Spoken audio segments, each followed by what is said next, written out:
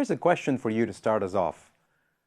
If I were to say good quality to you and ask you to think about any product, any physical good, any intangible service, what are the things that come to your mind when you think about describing the quality of that product? So take a minute and think about what are the things that come to your mind, and we'll come back and see what you find.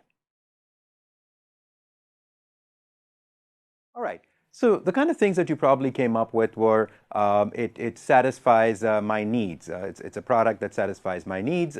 It gives me all the features at a reasonable price.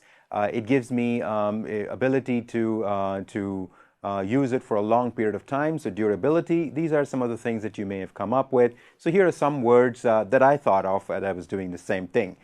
Quality to me means a product is excellent. It gives me the features that I want. It gives me perfection. It gives me what I expect from it in terms of when I'm using it, it's working as it's expected to work. It gives me consistency over time. I can depend on it.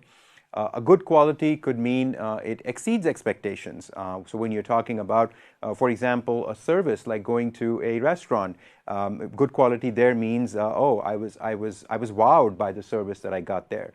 It could mean value if you're putting in terms of the investment into the product and what you're getting from it, then you're looking at the relative, I paid for this and this is what I got kind of value. Or it could mean durability. How long does my car last? How long does my cell phone last? And that would be something that you could be thinking of. So as you can see, quality can mean different things to different people. It can mean multiple things for the same person. You might have many different expectations in terms of good quality. So what do we mean for when we say good quality from a producer perspective? Now, we talked about it from a consumer perspective. From your perspective, what does it mean from a producer perspective? Taking the same things that we talked about earlier and sort of flipping the coin over, you have a good usable product, total customer satisfaction, thrilling the customer, eliminating waste. Customer doesn't have to wait for a long time. Customer doesn't have to pay for something that they don't need. Availability of the product, it's available when the customer needs it. That might be a company's definition of good quality. Compliance with procedures, compliance with policies. So if you're talking about compliance with regulations of environment, compliance with regulations of Food and Drug Administration, that's something that a producer needs to do at a minimum when they're talking about goods and services. Doing it right the first time. So for a producer, good quality might mean when not having defects when it is produced the first time. Again, it might be a service that's delivered to a customer or a physical good, but it applies, the same thing applies in terms of doing it right the first time. And finally, delighting customers, having customers say they were wowed by the good or service. They got something that was beyond their expectations. So that would be from the producer perspective. Let's take a look at the idea of quality from the point of view of profitability. So how does good quality lead to higher profitability? And this is based on a study done some 30 years ago looking at the idea of higher profitability based on good quality. And it's basically saying that your profitability comes from higher sales or higher prices, which can be achieved through higher quality. So higher quality can get you more demand for the product. It can get you higher prices for your product. And higher quality can also get you, on the other side, low costs. So you can get higher profits based on that. So this study is telling us that higher profitability can come from 3 different avenues: higher prices, higher sales, and lower production costs. Let's take a look at, and this is again based on research that was done some time ago, but is very much applicable even in today's world. Let's take a look at the dimensions of product quality. So putting them in a framework, what are the different dimensions that a customer might want from a product? So what I've done here is I've taken the 8 dimensions that were mentioned in this research by Garvin and divided them up into 3 different categories. So dimensions of quality could be based on product, and when you're talking about a product, it's the basic performance of a product. What you expect from that product. What is the product expected to do? So let's take an example here, and we'll try to follow that example throughout these different dimensions. So if it's a car, you expect it to have a good gas mileage. That's the performance of the car that you expect. Let's also take a service example, and we'll try to follow that through these 8 dimensions. So let's take restaurant service, and performance there. Your basic performance would be promptness of the service in that restaurant. There might be some things that you might be surprised by that supplement the basic performance, and those are called features. And features for a car could mean it has built-in Wi-Fi, and of course without paying much more price for that built-in Wi-Fi. For a restaurant, it might mean not just being prompt, but also personalizing the service. So it's gone beyond that basic performance that you expect, and it's giving you some features that you as a customer value, but at the same time you don't expect it. So you value these, but you don't expect them, and you're getting that from the provider of that service or the manufacturer of that physical good. Conformance to specifications. So when you're talking about, for example, a car, the other day I had the rear view window, the rear view mirror for my car brake, and I was able to get a replacement, a standard size replacement for it pretty quickly. So I was happy that they were making these to specifications, and I was able to replace it without much trouble. So that would be for a customer meeting the specifications of what the product is. When you're talking about a service, here I have an example of internet service. So it's a particular bandwidth. When you buy the service, you're promised a bandwidth. And conforming to specifications there would mean how much it stays within that bandwidth. Moving on to the second category that I put dimensions of quality under is the long term. And if you're thinking about a product that you purchase and its reliability, the idea of it not breaking down for a certain period of time. So for a car, it would be, it doesn't break down or it doesn't start to need replacement parts for a certain period of time. You have a certain expectation, and that's a dimension of quality. For service, it could mean your expectation that you don't have interruptions if you're talking about an internet service. If you're talking about a restaurant, you're expecting the same kind of service to recur over time when you go back to that restaurant. So that's the kind of reliability you expect from the service. Durability would apply more to manufactured goods rather than to services, but it's the extent of use before you have to actually replace that car that you purchased. And durability may or may not be valued by customers. If you're thinking about cell phones nowadays, you want to change them more often, so maybe you don't think about durability that much. And there's also talk from the manufacturer's side to build for obsolescence, so that you don't really you're not going to use it beyond a certain period of time, so there's no point for the durability. But for some products, you still expect that. For example, for a car, you still expect it to last for some time. For services, it might mean that you purchase some software, and it has possibilities of upgrading before it becomes completely outdated and you have to go and buy something new.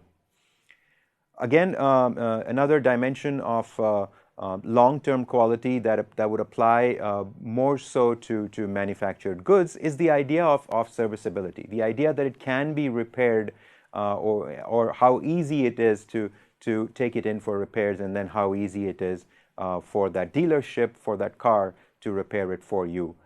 In terms of serviceability, in terms of services, you can think of you have internet, and the cable guy has to come in to fix the internet for some reason. What is the knowledge level of that person?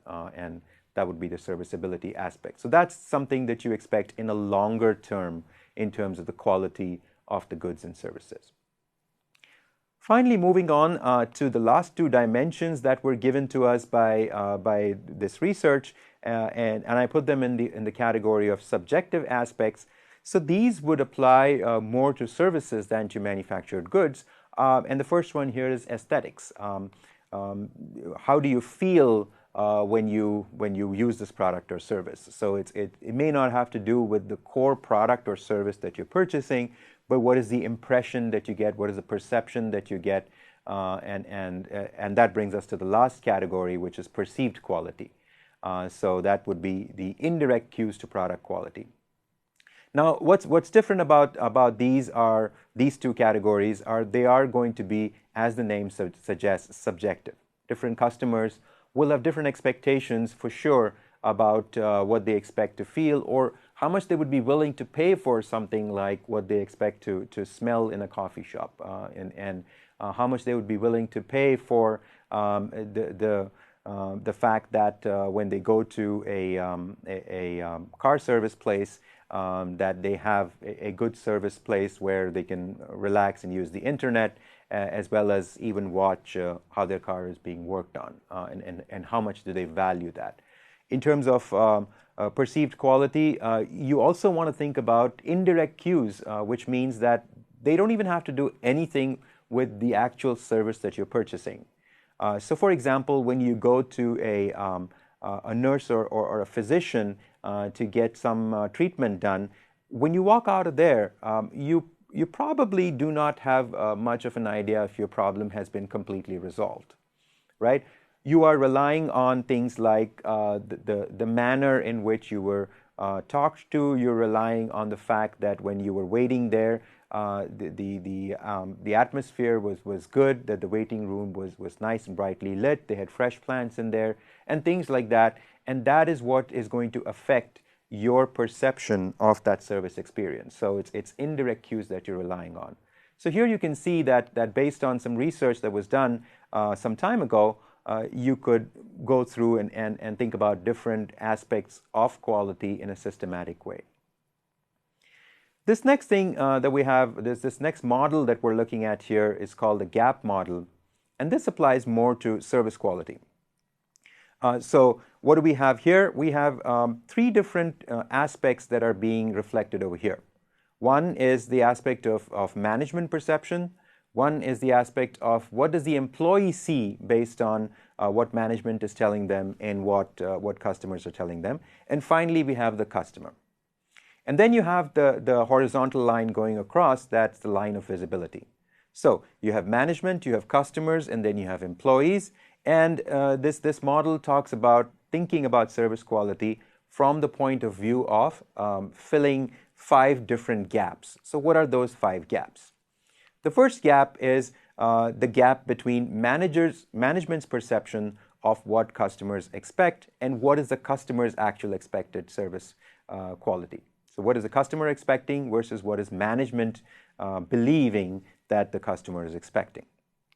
The second one is between management and translating it into specifications for employees who are going to deliver that service to customers. So management is not going to be facing the customers, but it's going to be the day-to-day employees, the people who do the day-to-day work for that service, who are going to be customer-facing. So management being able to convey to employees, and that's the gap that exists or that can exist, and that's something that companies can think about if they want to improve their service quality, is to reduce that gap of management perceptions and the perceptions of the service providers, the employees.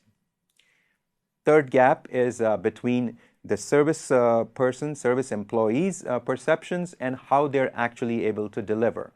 So here you also have to think about how it's getting translated to the service employees, but also do the service employees have the tools? Do they have the autonomy to be able to deliver good service to the customers? And if that's not the case, then there is a big gap 3. In terms of gap number 4, and this may have less to do with operations and more to do with marketing, nevertheless, what we're talking about there is what is operations delivering as from the business, from that service business, and then how is that being communicated to customers? What should they expect when they purchase this service from this particular provider. So it's a gap between expectations of customers versus what the operation is designed to deliver. Finally, gap number 5 under this model is what the customer expected versus what they perceived was being given to them. So there we're talking about what the customer actually got and versus what they were expecting. Because in services, it's how they perceived this is pretty much going to be the determinant of their rating of the service quality. Their perception is going to be their rating of service quality. So what you have here is a nice way of looking at service quality from the point of view of 5 gaps that need to be thought about when you're thinking of service quality.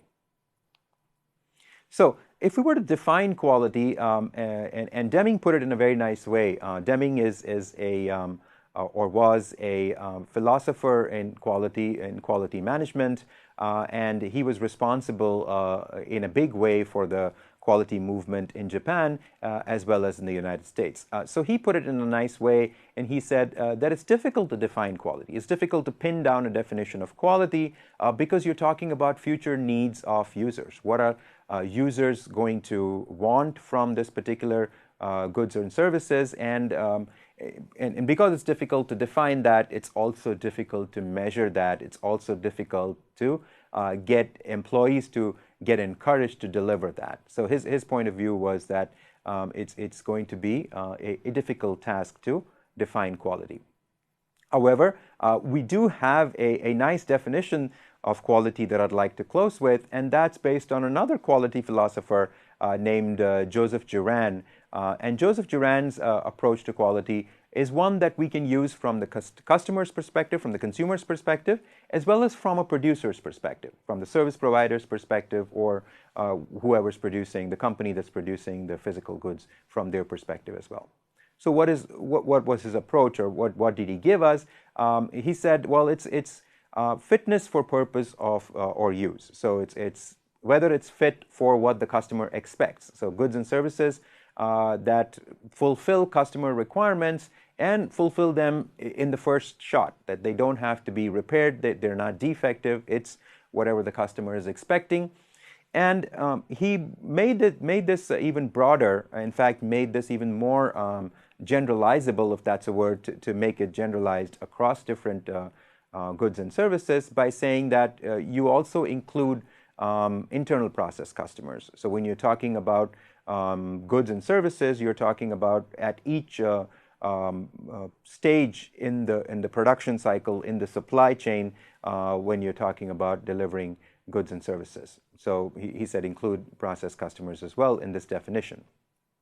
The other aspect of this that makes it a nice comprehensive definition is the idea that he said include the entire lifespan of the product. So when you're thinking about quality, when you're thinking about product quality, think about process quality, but also think about process quality from all the way from design to dealing with suppliers, dealing with employees, having quality control, quality checks, and then after-sales service. So that, to me, is a very comprehensive definition of not only a customer's perspective of quality, but the approach that companies should take when they are thinking about delivering good quality goods and services to customers.